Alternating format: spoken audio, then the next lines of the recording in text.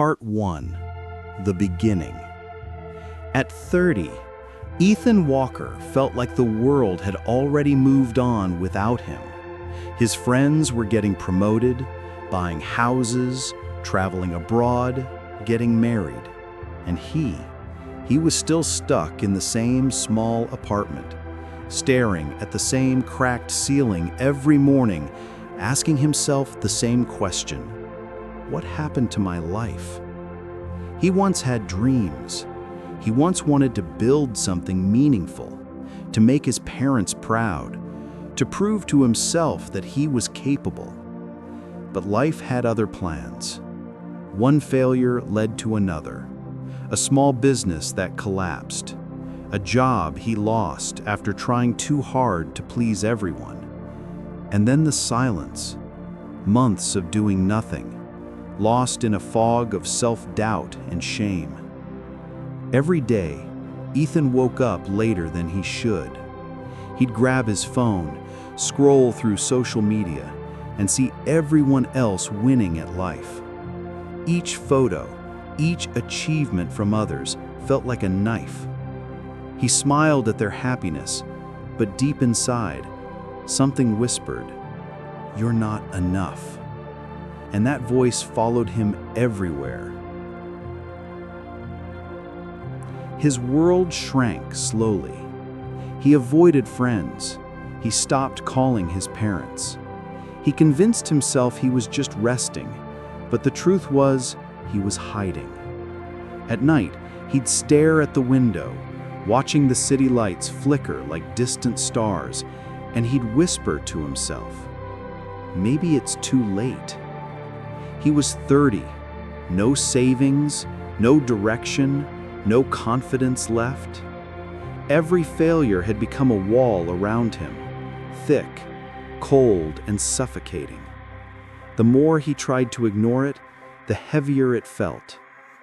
Sometimes he wondered if people could see through his fake smile, if they knew that behind it was a man drowning quietly. One rainy evening, Ethan sat alone in his small apartment, staring at the reflection of himself in the dark window. The raindrops on the glass looked like tiny cracks, like the ones spreading through his heart. He whispered again, almost begging, "Why can't I be like them?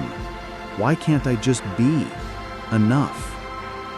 The question hung in the air, unanswered. He poured himself a cup of coffee, even though it was midnight. He didn't want to sleep, because sleep meant tomorrow, and tomorrow meant facing the same emptiness. That night, something strange happened. As he sat in silence, he noticed an old notebook lying in the corner of his desk. It was dusty, half torn from his college days. He opened it, and there, on the first page in messy handwriting, were the words, "Dream big, never give up." For a long moment, he just stared. Then slowly, a small broken smile appeared on his face. He had written that when he was 19, when he still believed he could change the world. And now, at 30, he realized, somewhere along the way, he had stopped believing. He closed the notebook, holding it against his chest. And for the first time in years, he whispered a different question. What if it's not too late? That night, he couldn't sleep. Not because of fear, but because of something else. Something he hadn't felt in a long time. Hope. He didn't know what he was going to do. He didn't know where to start. But deep inside, a spark had been lit again. The rain kept falling outside, but inside that small apartment, something began to change. Not in the world, but in him. He didn't realize it yet, but that night marked the beginning of everything. The beginning of a man who would one day rebuild himself from ashes. Part 2. The collapse, the betrayal and awakening. Spring came with heavy rain that year. It didn't wash anything away, it just made the world colder, heavier. Ethan had found a new job at a mid-sized software company. The pay was fine, the routine predictable. He was living, but not really alive. Each day felt like copy-paste. He'd wake up, dress up, go to work, nod through conversations, fake a few smiles, and then go home to the quiet hum of his apartment. The only light in his life was Sophie, his girlfriend of 3 years. She was kind, warm, and patient. When Ethan was with her, he felt like maybe he wasn't completely broken. At night, they would cook together, watch old movies, and talk about their future. Sophie dreamed of a small house, a garden, and 2 kids. Ethan smiled, but deep down, he felt a sting of fear. He was afraid he could never give her that life, afraid she'd one day realize he wasn't enough. But life doesn't ask if you're ready before it hits you. One Monday morning, the company announced a new project, a massive data management system. Ethan was chosen to lead the technical team. Finally, a chance to prove himself. He gave it everything. Days, nights, weekends, he poured his soul into it. He stayed up until 3 a.m. perfecting every line of code, every system check. He believed, if this project succeeds, maybe my life will change. 3 months later, the project launched. Everyone was called into the conference room. The CEO smiled and said, "Mark, excellent work. You've exceeded our expectations." Ethan froze. Mark? Mark was his colleague and also his friend, the man sitting right next to him. Ethan waited for his name to be mentioned. It never came. He spoke quietly. "Sir, I think there might be some misunderstanding." But the CEO interrupted, smiling politely. "Ethan, of course, we appreciate your support. You've helped Mark tremendously." The room chuckled lightly. To everyone else, it was just office politics. To Ethan, it was betrayal. Because it was his project, his late nights, his vision, his code. And now, it wasn't even his anymore. That evening, he went home late. Sophie was waiting, dinner gone cold. "You're home," she said softly. "You look different." "Just tired," he replied. He didn't tell her what happened. He didn't want to see disappointment in her eyes. But she felt it anyway. Over the next few weeks, he became distant. He stopped talking about the future, stopped smiling. One evening, Sophie finally spoke up. "Ethan, can we talk?" He looked up, exhausted. "Of course." She hesitated, then said quietly, "I love you, but I'm tired. I don't know where we're going anymore." His heart tightened. "What do you mean?" "You don't dream anymore, Ethan. You don't fight. You just exist." There was a pause. He asked, almost whispering, "Is there someone else?" She looked down, then nodded. The air left his lungs. "Since when?" he asked. "I don't know," she said softly. "Maybe since I realized I couldn't wait for you to change forever." Ethan stood frozen. He wanted to shout, to beg, to ask her to stay, but the words never came. Sophie grabbed her purse, tears in her eyes. "I hope you find yourself again, Ethan." The door closed behind her. Just a small sound, but to him, it felt like the world collapsing. That night, he drank. He rarely drank, but this time he needed to forget. Glass after glass, memory after memory. Their laughter, their plans, the little things. They all came rushing back. He threw the glass across the room, watching it shatter. He fell to his knees, hands trembling, voice breaking. "Why does everyone leave?" There was no answer, only the sound of rain outside the window. Days turned into weeks. He didn't go to work. He didn't answer calls. He just stopped. He stared at the ceiling for hours, unable to move. The world felt meaningless. One morning, he caught his reflection in the mirror. A pale, hollow face stared back, eyes empty. Unfamiliar. "I don't even recognize who I've become," he whispered. And for the first time, he admitted it. He was lost, completely. One sleepless night, he sat by the window, watching the rain fall.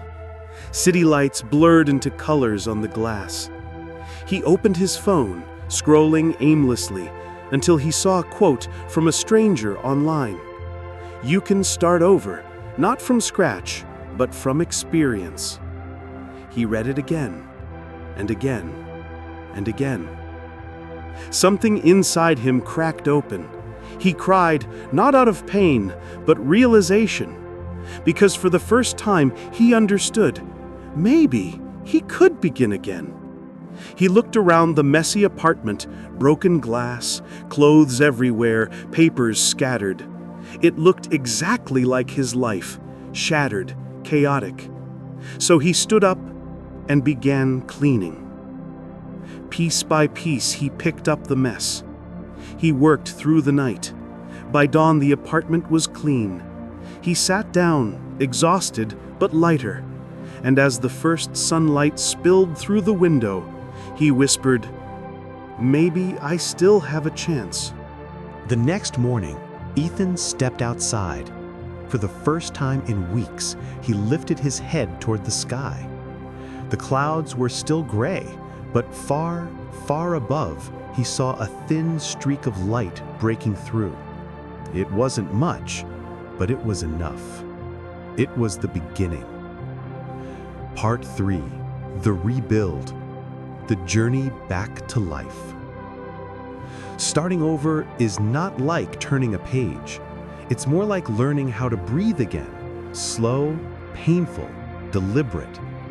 Ethan thought that once he decided to change, life would suddenly fall into place. But change, he discovered, doesn't come with lightning or grand music. It starts quietly, with small, invisible choices. The first days. The first morning, Ethan tried to get out of bed before the sun rose. He failed. The second morning, he tried again and failed again. But the third morning, something shifted. He didn't feel strong, but he felt curious. What would happen if he just tried one more time? So, he stood up. He opened a window. The cold air hit his face, and for the first time in months, he felt alive. He made coffee, grabbed a notebook, and wrote one line. "From today, I will live with purpose." That sentence became his anchor. He didn't know where it would lead, but it was enough to start. The routine of small victories. Ethan began with simple habits. Wake up early, exercise for 20 minutes, read for 30. The first week was brutal. His body hurt, his mind resisted. But by the 10th day, something strange happened. He began to like the feeling of keeping promises to himself. He put sticky notes on his mirror. One more rep. Keep moving.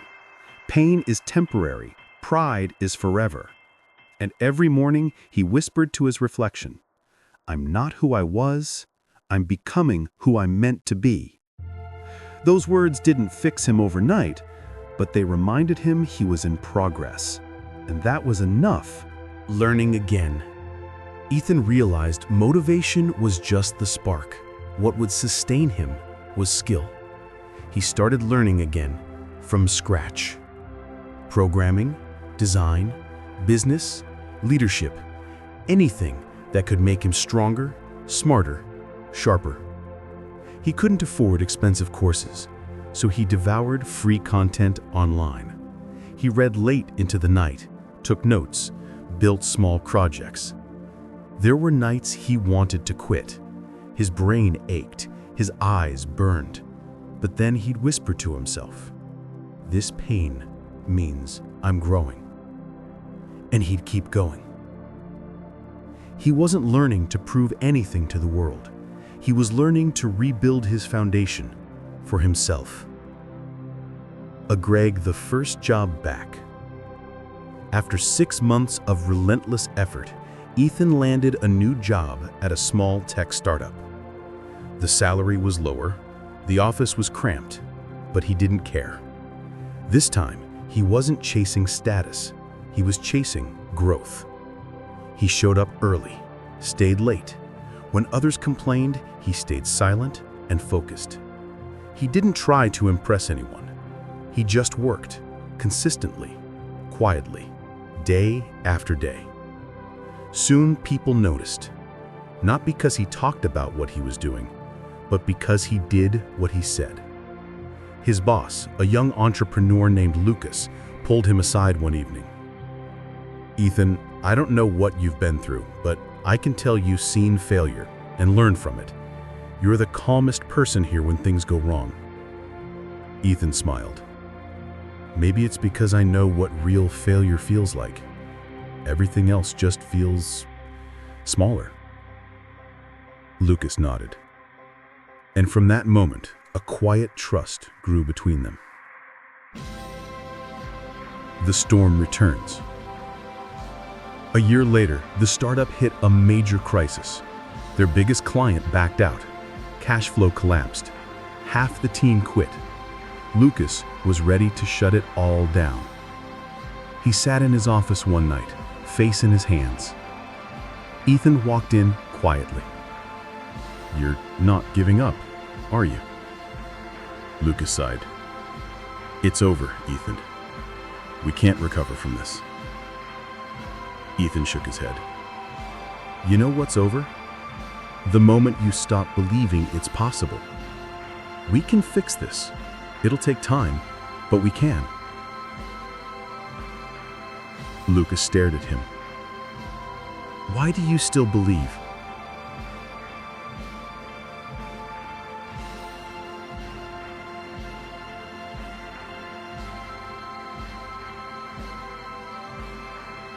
Ethan looked out the window.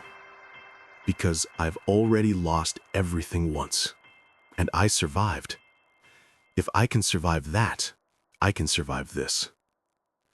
Those words lit something in Lucas's eyes. For the next 2 months, they worked side by side, 16-hour days, rebuilding every piece of the business. They reached out to clients, redesigned products, fixed bugs, restructured systems. Slowly, the company started breathing again. Revenue came back, confidence returned. And one morning, when the system finally ran perfectly, Lucas turned to him, eyes shining. "If it weren't for you, Ethan, I would have quit." Ethan smiled softly. "No, Lucas. You just needed someone to remind you who you were." From that day forward, Ethan wasn't just an employee. He became a mentor, a quiet, steady presence people turned to when things got tough. He didn't preach success, he preached resilience. Whenever a young engineer said, "I'm afraid to fail," Ethan would smile and say, "Good. If you're afraid, it means you care. Just don't let fear stop you." He wasn't the loudest in the room, but he was the one people listened to when things went wrong. He'd been broken, rebuilt, and now he helped others rebuild too. The invitation. 3 years later, the startup had become a respected name. Ethan was invited to speak at a tech conference. At first he refused. "I'm not a speaker. I just do my job." But Lucas insisted. "You don't need to talk about success. Just tell your story." And so he did. Standing under the lights, facing hundreds of faces, Ethan's hands trembled slightly. but when he started speaking, the room fell silent. He didn't talk about money or titles. He talked about pain, about losing everything, about nights filled with doubt and silence, about the moment he decided to pick up the broken pieces of his life, one at a time. When he finished, there was a long, quiet pause. Then the audience stood up. Applause thundered through the hall. After the event, a young man approached him. "Your story saved me," he said, eyes shining. "I'm exactly where you were a few years ago." Ethan put a hand on his shoulder. "Then you're already halfway there," he said. "Because the moment you decide to change, that's the hardest part." That night, Ethan returned home and stood in front of his mirror once more. The man looking back at him was different. Same eyes, same face, but a new fire behind them. He whispered, smiling softly, "You did it, Ethan. You made it this far." But deep down, he knew the truth. This wasn't the end of his story. It was only the beginning of who he was meant to become. Part 4. The Rise. Success never arrives with fireworks. It arrives quietly, after years of invisible work, unseen pain, and uncelebrated discipline. By the time Ethan turned 40, he had built something solid. He was now the director of product strategy at a growing tech firm. He led a team of young, ambitious minds who respected him, not because of his title, but because of his presence. When Ethan walked into a room, he didn't need to speak loudly. People listened because they felt the weight of someone who had fallen and risen again. The rhythm of purpose. His mornings were sacred. He'd wake up at 5 a.m. not because he had to, but because he wanted to. He'd brew his coffee, open his notebook, and write 3 things. 1. What I'm grateful for. 2. What I'm improving today. 3. Who I can help. That simple ritual kept him grounded. Success hadn't made him arrogant. It had made him humble. He knew that everything he had could be lost again, and that humility was what had saved him the first time. The mentor becomes the master. Ethan's company began to grow rapidly. New investors, bigger clients, international projects. For many, it was overwhelming. But for Ethan, it was the moment he had prepared for his whole life. When challenges appeared, he didn't panic.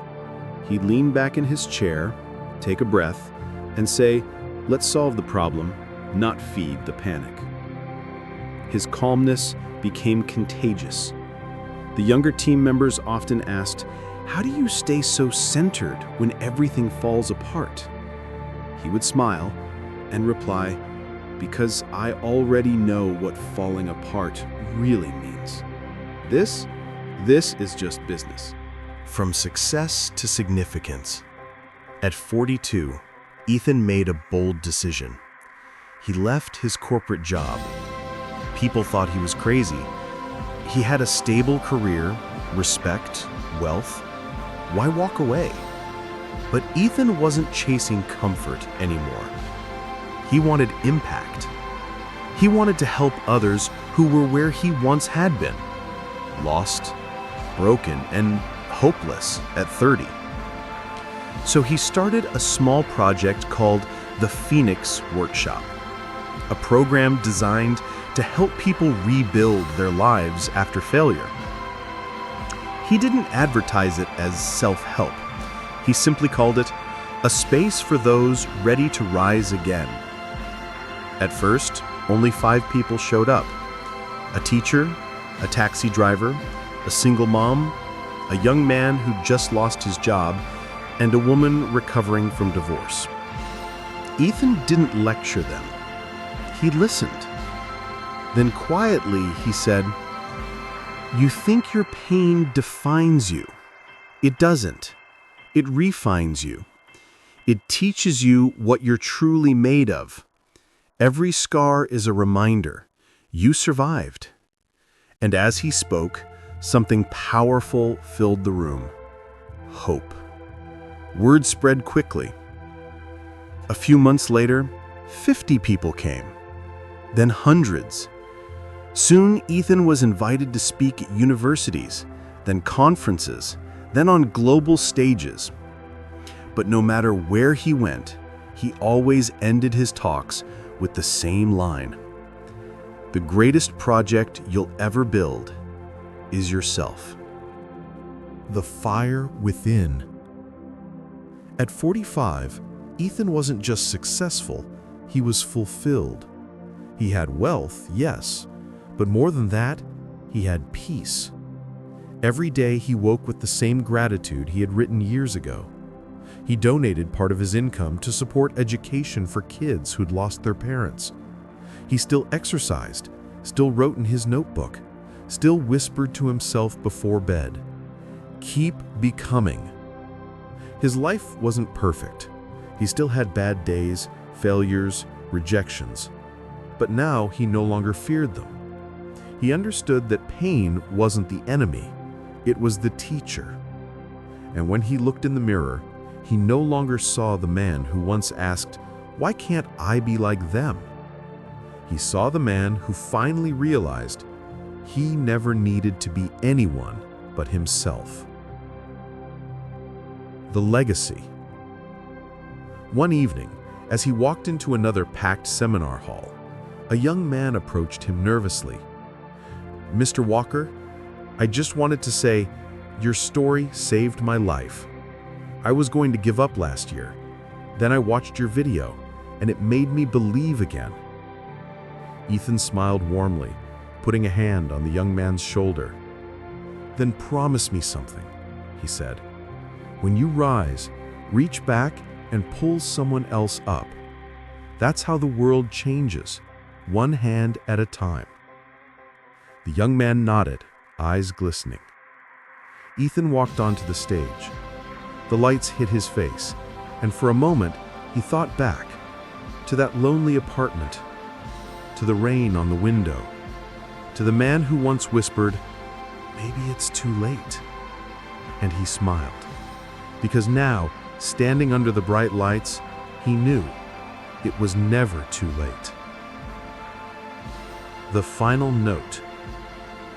When the applause faded that night, Ethan stayed behind alone, looking out over the empty seats. The same thought that had haunted him years ago returned, but now it had a different ending. What happened to my life? He smiled softly and whispered to the silence, "It began." And as the lights dimmed and the echoes of his story faded, Ethan Walker, the man who once lost everything, walked out into the night, stronger, quieter, and more alive than ever before. Part 5. Legacy and Reflection. At 50 years old, Ethan Walker finally understood something he had chased his entire life: that peace isn't found in success, and happiness isn't found in comfort. They are both found in alignment. When who you are, what you believe, and what you do finally become one. He had spent the last 15 years building a movement, not a brand. Thousands had gone through the Phoenix workshop, people from different countries, backgrounds, and stories. They came in broken. They left renewed. And every time Ethan saw someone stand up after sharing their pain, he saw himself, 30 years old, lost in the dark, whispering, "Maybe it's too late." Now, standing on the other side of that whisper, he finally knew it was never about becoming someone new. It was about remembering who he was before the world told him to forget. Cursive. The quiet morning. The mornings of his 50s were different, calmer, slower. The noise of ambition had faded, replaced by the stillness of gratitude. He would sit on his porch before sunrise, a mug of black coffee in hand, watching the first light stretch across the horizon. No phone, no rush, no pressure. Just breath and silence. Sometimes he would laugh quietly at how simple happiness had become. It wasn't in applause or success metrics, it was in peace of mind. It was in knowing that the man he saw in the mirror each morning was honest, grounded, and whole. He had made mistakes. He had lost people. He had failed. But he had forgiven, both others and himself.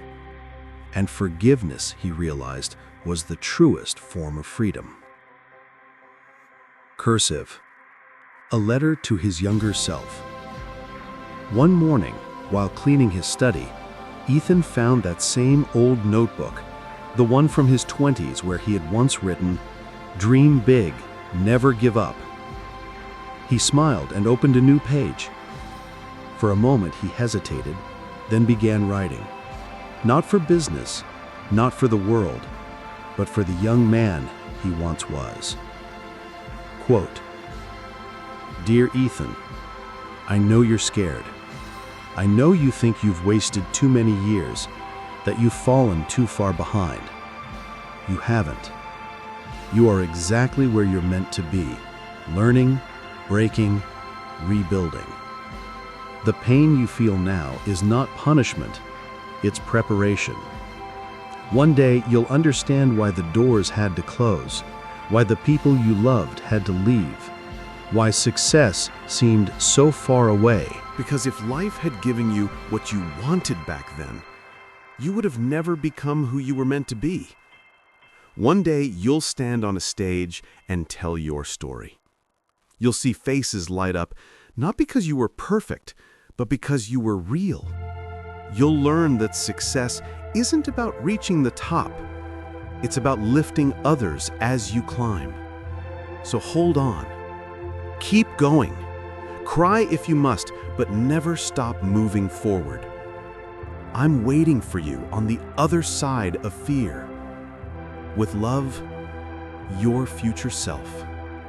When he finished writing, Ethan closed the notebook and placed it on the shelf. He didn't need to read it again.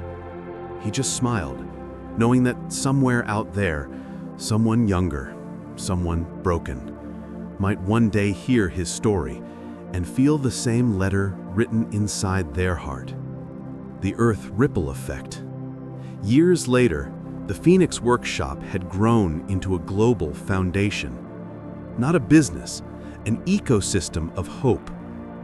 There were centers in Singapore, London, and Nairobi, all run by people Ethan had once mentored.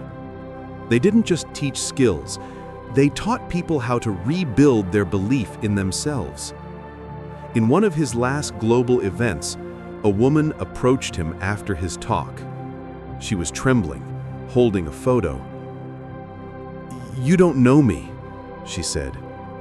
"But 5 years ago, I came to your workshop after losing my husband. I was ready to give up. You said, your story isn't over until you decide it is. That night, I decided to live. And now, I run a foundation for widowed mothers. Because of you." Tears welled in Ethan's eyes. He placed a gentle hand on hers. "No," he said softly, "because of you. I just reminded you of what was already inside." And as he looked around the crowded hall, hundreds of faces, some smiling, some crying, he realized something profound. He hadn't just changed his own life. He had become the spark that helped others change theirs. The last speech. At 55, Ethan gave what would become his final public speech. He stood on a minimalist stage, no screens, no effects, just a stool, a glass of water, and a quiet light overhead. He began with a deep breath and said, "People often ask me, 'Ethan, what's the secret to success?' And I tell them, there isn't one. There's only this. Show up for yourself every single day, even when no one's watching. That's it. That's the real work." The audience leaned in. His voice was steady, calm, yet powerful. I used to think success was about proving people wrong. But the truth? Real success is proving to yourself that you were right to keep believing. Every storm you survived was a teacher. Every heartbreak was a mirror. Every failure was an invitation to start again. Wiser, stronger, more alive. You don't rise by avoiding the darkness. You rise by walking through it and realizing you were the light all along. The audience erupted in applause, but Ethan simply smiled and bowed his head. He didn't need validation anymore. The applause wasn't for him. It was for everyone who had ever refused to give up. The evening walk. Later that evening, Ethan walked along the beach near his home. The sun was melting into the ocean, painting the sky gold and crimson. He took off his shoes, feeling the cool sand beneath his feet. The waves came and went, erasing his footprints, just as time erases the traces of all who came before. But Ethan didn't feel sadness. He felt peace, because he knew, even if his footprints disappeared, the ripples of his story would keep moving forward, touching others in ways he'd never see. He whispered softly into the wind, "If this is what the end looks like, it's beautiful." The final lesson. Before heading home, he sat down on a piece of driftwood and looked out at a horizon. He closed his eyes and spoke as if to his younger self one last time. "You made it. You didn't become the richest. You didn't become the most famous. But you became whole. You learned that the purpose of life isn't to climb. It's to awaken. You learned that you don't need the world's approval when you already have your own. You learned that the truest form of success is to wake up every day in peace with who you are." He took a deep breath, the air warm with salt and light, and smiled, because this quiet, humble moment was the very thing he had spent a lifetime searching for. Not glory, not fame, just peace. Epilogue. The man who became more than his story. When Ethan Walker finally passed away at 65, the world didn't stop. There were no grand headlines, no national mourning. But across cities and countries, in quiet homes and classrooms, people lit candles, opened journals, and wrote 3 simple words that had defined his life. Keep becoming.